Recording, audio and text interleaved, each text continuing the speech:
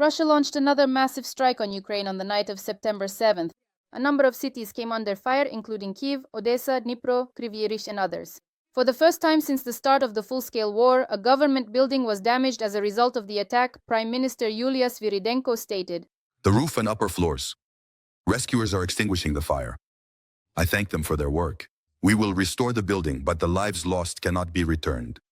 The enemy terrorizes and kills our people across the country every day. The Russians also struck residential buildings in the capital of Ukraine. In the Sviatoshinsky district. This 9-story residential building in the Sviatoshinsky district was severely damaged.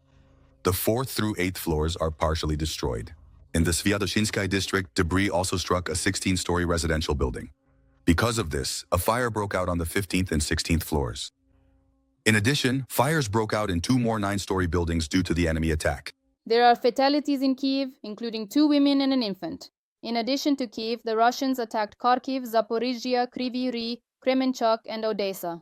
In Poltava region, the occupiers struck the bridge over the Dnipro in Kremenchuk. It is known that the bridge is currently closed. Dozens of explosions were heard in the city itself.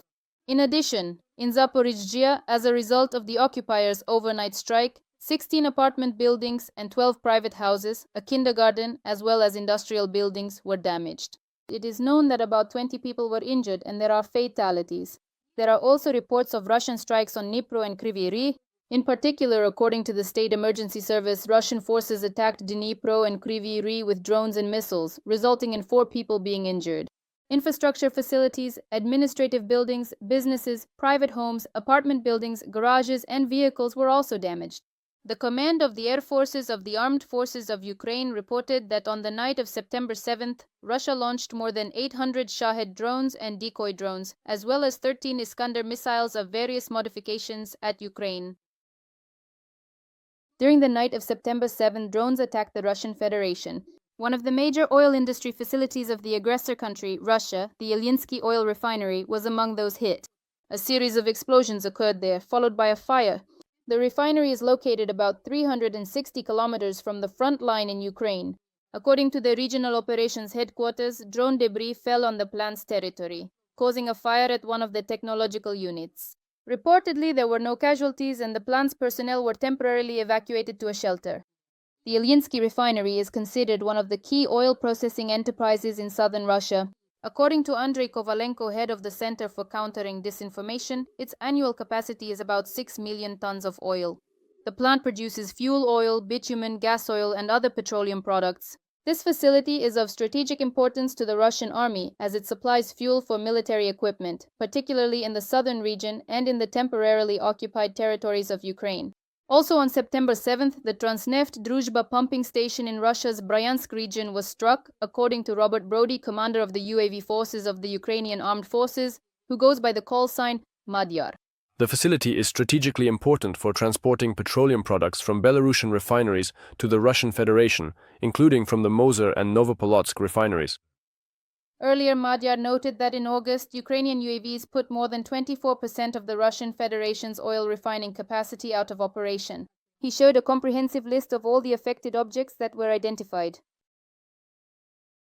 Residents of the Russian city of St. Petersburg have complained about a chemical smell in several areas of the city. The first reports came from the Nevsky district. Nadibenko, there's nothing to breathe. Smells like the wiring is burning. At first I thought it was in the apartment. Frunzensky district, Ligovsky. According to locals, the smell of chemicals and medicine can be sensed in at least the Primorsky Central and Frunzensky districts of St. Petersburg.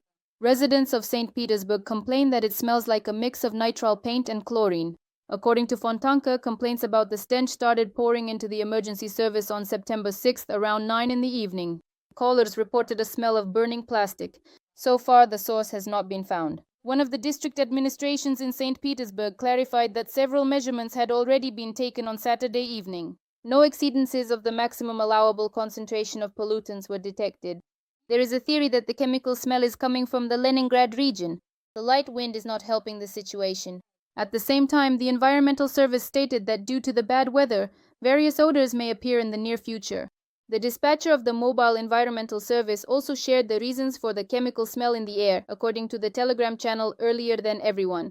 Because there is no wind, the byproducts of the city's activity accumulate outside and the smell will persist for about 2 days. The unpleasant smell will remain until the 8th. Unfavorable weather conditions and calm winds are to blame, the Duty Environmental Service warned St. Petersburg residents. However, the locals were not satisfied with such excuses. And what's the connection between the weather and the stench? They modestly kept silent. It feels like they were told to. Definitely. Which means that something serious and secret must have happened. Let us recall that at the beginning of summer, St. Petersburg experienced the worst flooding in 160 years.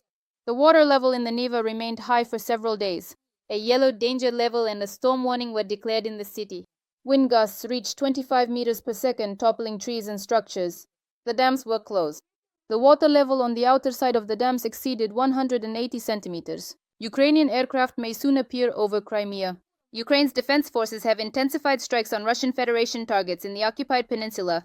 This was reported on air by Serhiy Brachuk, a representative of the Ukrainian Volunteer Army, on Espresso. According to him, Crimea has not disappeared from the agenda. Today, the intensification of attacks on Russian targets in occupied Crimea continues. This intensification is, in fact, also part of the response to the so-called Russian summer offensive. Brachuk added that the armed forces of Ukraine are currently working on eliminating enemy air defense assets, destroying naval targets, and striking ground targets, including strategically important railway hubs. He noted that the phase of depleting the enemy's air defense has been ongoing for quite some time. With these actions, our AFU units are paving the way for our other means of firepower. I won't talk about the Flamingo and Neptune missiles right now, but the path is being paved. That's why I think that soon. Of course, not tomorrow or the day after, but in time, Ukrainian aircraft may appear in the skies over Crimea, striking ground targets.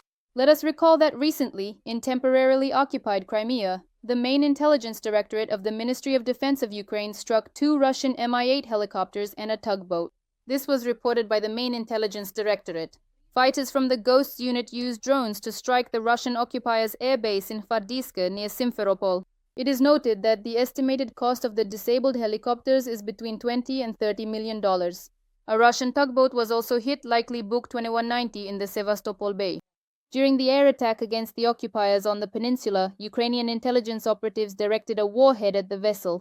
Ukrainians' new Flamingo cruise missiles also struck a border outpost and FSB patrol boats. This was reported by the Militarny project, citing sources. The footage captures a triple launch from the Ukrainian coast at dawn. The missiles rose into the air one after another with the help of solid fuel boosters and headed toward their target. According to satellite images, the missiles destroyed the main building of the outpost, and the surrounding area was also damaged by fire. U.S. President Donald Trump stated that he would help resolve the issue of security guarantees for Ukraine. He said this to journalists in the Oval Office of the White House. The American leader emphasized that the war in Ukraine must be resolved peacefully, otherwise the cost will be very high. There will either be an end to the war in Ukraine, or a hell for which a price will have to be paid. I put an end to 7 wars, and the Ukrainian conflict will face the same outcome. Trump added that ending this war turned out to be much more difficult than he had thought.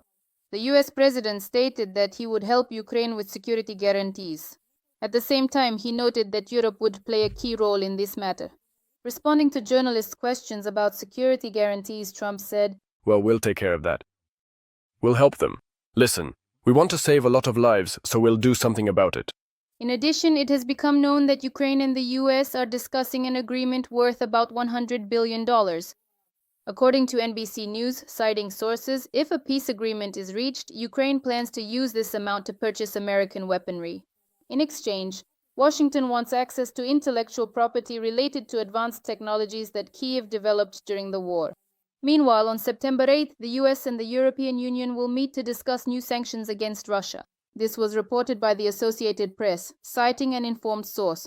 It is noted that Trump is increasingly frustrated by the lack of progress in achieving peace, and the deadline he set for the Russian dictator Vladimir Putin to reach a peace agreement has already expired. According to the source, Finance Minister Scott Bessent spoke with European Commission President Ursula von der Leyen on September 5th. The publication writes that representatives of EU countries offered Trump to send their delegates to Washington within 48 hours to create a working group on sanctions against Russia. Ukrainian President Volodymyr Zelensky rejected the proposal of the Russian dictator Vladimir Putin to meet in the capital of the aggressor country, Moscow. In response, he stated that Putin could come to Kyiv The head of state said this in an interview with ABC News. He can come to Kyiv. I cannot go to Moscow when my country is under daily rocket attacks, under assault. I cannot go to the capital of this terrorist. Zelensky noted that Putin does not want to meet with him. The president of Ukraine has repeatedly stated that he is ready to meet with the Russian dictator in any format, but there has been no response. Therefore, Putin's so-called proposal to hold negotiations in the Russian capital is just another excuse to delay the meeting. If a person does not want to meet during wartime, of course he suggests something that cannot be acceptable either to me or to others. Even during the press conference in Beijing, Putin stated that he was ready to meet with the president of Ukraine. According to him, he supposedly never refused a meeting. By the way, Donald asked me if possible to arrange such a meeting. I said, yes, it's possible. Well, in the end, if Zelensky is willing, let him come to Moscow. Such a meeting will take place. Putin repeated this point during the Eastern Economic Forum on September 5th. According to him, the best place for the meeting is the Russian capital, Moscow. At the same time, the Russian dictator calls Ukraine's desire to meet on neutral territory an excessive demand. Earlier, Kremlin spokesman Dmitry Peskov stated that Putin invited Zelensky to Moscow supposedly for negotiations, not for capitulation. As is well known, despite loud statements, the Kremlin ruler avoids dialogue with the Ukrainian president. A number of world leaders believe that Putin is not ready for a personal meeting with Zelensky. Fuel has started to disappear in Moscow. According to media reports, there is no AI-95 at gas stations. The same situation is observed in Saratov. Residents complain that they are forced to buy lower quality AI-92. According to the media, fuel has practically disappeared from gas stations in Crimea and Zabaikalsky Krai. Earlier, residents of Primory stated that for the first time since the beginning of the century, they are facing serious problems with gasoline in the region. The regional government explained the fuel shortage by excessive demand caused by tourists who went to the seaside for vacation. Authorities claim that all oil depots in the region have a fuel reserve for 4 to 7 days. Other media report that Russia is on the verge of a gasoline crisis. Since the beginning of the year, AI-95 gasoline has increased in price by 32% and reached a historic high on the exchange. This happened due to an emergency at a refinery, the inability to create reserves, as well as high demand during the summer. Experts are confident that in the near future, record high gasoline prices will impact the prices of retail goods in Russia. Andrei Yusov, a representative of the main intelligence directorate, emphasizes, when it comes to the results of Ukrainian strikes, the situation in the Russian Federation speaks louder than any analysis, particularly the lines at gas stations. No classified analysis is needed here. All the data and monitoring are open. The number of hits on Russian facilities and their objective documentation are kindly posted and shown by the citizens of the Russian Federation themselves. Strikes on Russian oil refineries have led to disruptions in oil production and exports, caused gasoline shortages in certain regions of Russia, and have become a response to Moscow's offensive actions on the front and attacks on gas and electricity facilities in Russia. According to Reuters estimates, attacks on 10 plants in the Russian Federation have resulted in the loss of at least 17% of refining capacity, or 1,100,000 barrels of oil per day. On September 8th, the European Sanctions Development Group will travel to the United States to discuss with the U.S. Treasury ways to exert economic pressure on Russia, sources from the Associated Press report. On September 4th, Bild reported that during a call with Trump, European leaders proposed organizing a joint working group with the U.S. within 48 hours to coordinate sanctions. But it was not known how the Americans responded. After that, on September 5th, a phone conversation took place between the head of the European Commission and the U.S. Secretary of the Treasury. The working group will be headed by the EU Special Envoy for Sanctions, David O'Sullivan. Representatives from the White House, the State Department, and the U.S. Trade Representative's Office will also participate in the meeting. The European group will include people who work in energy, financial services, and trade. Earlier, U.S. President Donald Trump accused European leaders of financing the war in Ukraine through purchases of Russian oil and called on them to cut Moscow off from this source of income, as well as to put pressure on China in this regard. As reported by the German tabloid Bild, in response to Trump's accusations, European Commission representative Ursula von der Leyen pointed out that after the start of the war, the volume of Russian oil purchases by EU countries sharply decreased, informing Trump that only Hungary and Slovakia are importing oil from Russia. As noted by Axios, after a video conference with Donald Trump, French President Emmanuel Macron stated that if the president of the Russian Federation, Vladimir Putin, continues to evade peace negotiations with Ukrainian President Volodymyr Zelensky, new sanctions will be imposed on Russia in coordination with the United States.